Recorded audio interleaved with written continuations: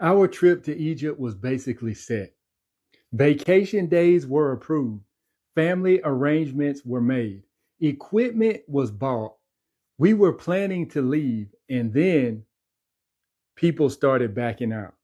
Enough people changed their minds that the entire trip had to be postponed. And I'm not going to pretend that wasn't frustrating, because here's the thing: when somebody decides they're going on a group trip, everybody else starts planning around that decision. You schedule time off from work. You arrange things for your family. You buy things for the trip. You make plans based on the assumption that you're going. And then somebody says, never mind. And somebody else says, never mind. And eventually, everybody's plans change. That's one of the things I don't think people talk about enough when they are talking about the advantages of group travel. Before I go further, I'm Mike Cee, and this is Life Over 40. This channel is about real experiences, fitness, technology, travel, work, money, and figuring out what's still possible after 40. And apparently, figuring out what to do when your dream vacation disappears is part of what real life over 40 is too. Now, I understand why some people got nervous. There's been increased tension and violence in the Middle East. When somebody turns on the news, they don't necessarily look at a map and say, okay, where exactly is this happening? They hear Middle East, and we're going to Egypt. And for some people, that's enough. The U.S. State Department has even issued a worldwide caution because heightened tensions in the Middle East can create flight cancellations, airspace closures, and other disruptions. So I'm not saying people aren't allowed to be concerned. They absolutely are. But there's another side to that as well. Egypt itself is currently a level 2 destination, which means exercise increased caution, not do not travel to the entire country. The areas the U.S. specifically says not to travel to include northern and middle Sinai. That's very different from saying don't go anywhere in Egypt. And the places we were planning to experience were the major tourist areas. So I can understand why somebody is afraid and still be frustrated that their decision changes everybody else's. Those two things can be true at the same exact time. That's something I've learned after 40. You don't have to decide somebody is wrong just because their decision inconvenienced you.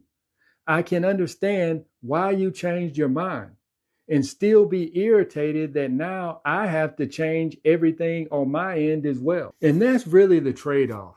Group travel can be fantastic. You can share costs, transportation can be coordinated, guides can already be arranged, hotels and activities can be packaged all together. You may get access to pricing that would be harder to get doing everything completely independently. For a bucket list trip, that can make a huge difference. But here's what you are giving up: control. One of the hidden costs of group travel isn't money, it's control. Because if me and my wife decide we're going somewhere, we only have two people to convince. With a group, everybody else's schedule matters. Everybody else's finances matter. Everybody else's comfort level matters. Everybody's fear factor matters. And if enough people change their mind about the vacation, your vacation can disappear as well. That's the one part people don't understand when they're talking about lifetime group travel, something that you can only do once in a lifetime. That is a big issue. This part probably frustrated me the most out of anything. I already had my vacation time approved. Those days were on the calendar. People at work knew I was going to Egypt. I had already planned around it. And then I had to go back and cancel my vacation days. That irritated me the most because now when we finally get the new dates, I have to turn around and try to get another block of vacation time approved. And there's another problem. We still don't exactly know when we're going. So I'm basically saying, hey, I don't need those vacation days anymore, but I'll be back at some time in the future asking for another big block of days. That's really not ideal. Years ago, there would have been another major issue that bothered me. I would have been embarrassed. I told everybody I was going. People knew I was going. Now I have to say, yeah, I'm not going, at least not yet. But this time, I don't feel embarrassed at all. One thing that's changed about me being after 47 years old, is I don't feel the need to be embarrassed about things. I couldn't control it. The trip changed. I didn't fail. I didn't do anything wrong. The plan changed. So I changed with the plan and kept moving. Cancel the PTO, go back to work, reschedule it when the time actually comes. Life continues. And work was only one part of it. When you're leaving the country, you don't only plan for yourself, you make arrangements for things back home, family members, responsibilities, things people may need to handle while you're gone. You make sure everything is covered. We already did all that. Now those arrangements have to be changed too. And then eventually we have to ask those same people, hey, remember all that stuff we changed? We're going to need to change it again. That is the side of a postponed vacation that doesn't show up in the Instagram pictures. Now, there's another part of this conversation. Because people hear Egypt and naturally they ask about safety. I'm not going to sit here and tell anybody and everybody Egypt is a perfectly safe country. No country is perfectly safe. And I'm not going to tell somebody and everybody ignore travel advisories. You shouldn't. We're going to monitor the U.S. State Department airlines, our tour operator, and what's actually happening on the ground. But I also think context matters. Tourism is extremely important to Egypt. The World Travel and Tourist Council said travel and tourism accounted for about 8.5% of Egypt's entire economy in 2024. And in 2025, the sector contributed at about $34 billion to the country's economy. That's enormous. Tourism also supports millions of jobs in Egypt. So yes, Egypt has a very strong economic incentive to protect its major tourism industry. But I want to be careful with that statement. That doesn't mean tourism is important enough that nothing bad can happen. That's not how risk works. What it does mean is that tourism security is something Egypt takes seriously. They even have tourism police. And Egypt has some pretty strict rules around security sensitivity places and photography.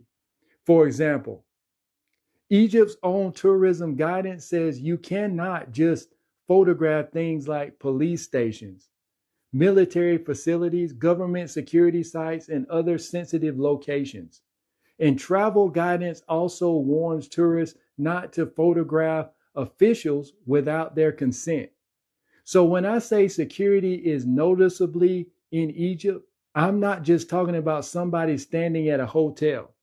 There are rules around security, and we're going to respect them, especially considering I'm going over there with cameras, meta glasses, microphones, and even electronics to look like I'm opening a Best Buy.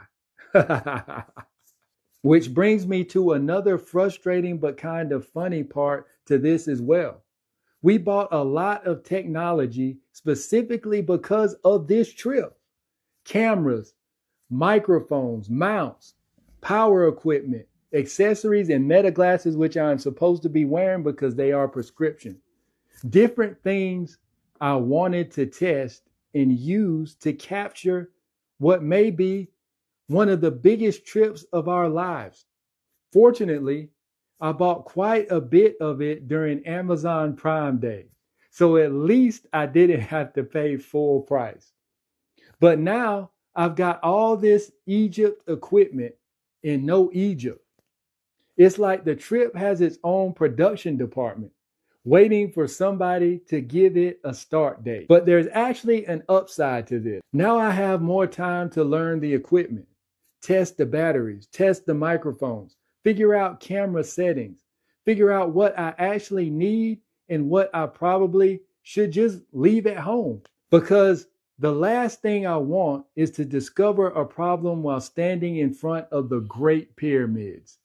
So yes, I'm frustrated. My wife is frustrated.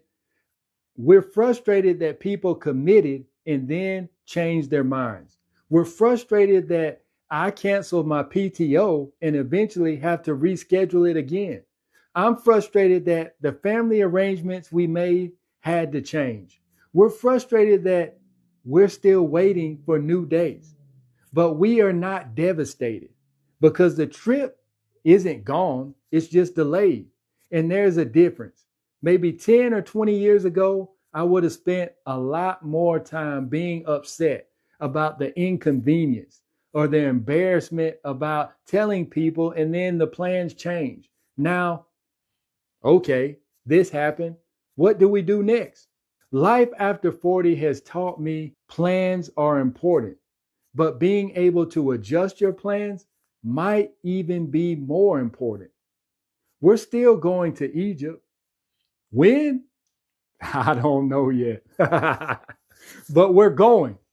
And when we finally stand in front of the Great Pyramids, I suspect this whole postponement will become just another part of the story. So here's your real life test. If you've planned something big and somebody else's decision suddenly changes your entire plan, what do you do? Stay angry because it wasn't your decision? Or just control what you can control and keep moving? I'm Mike Cee. This is Life Over 40. Real stories, real experiences, and a different way of seeing life after 40. And apparently, sometimes the adventure starts before you ever get on the plane.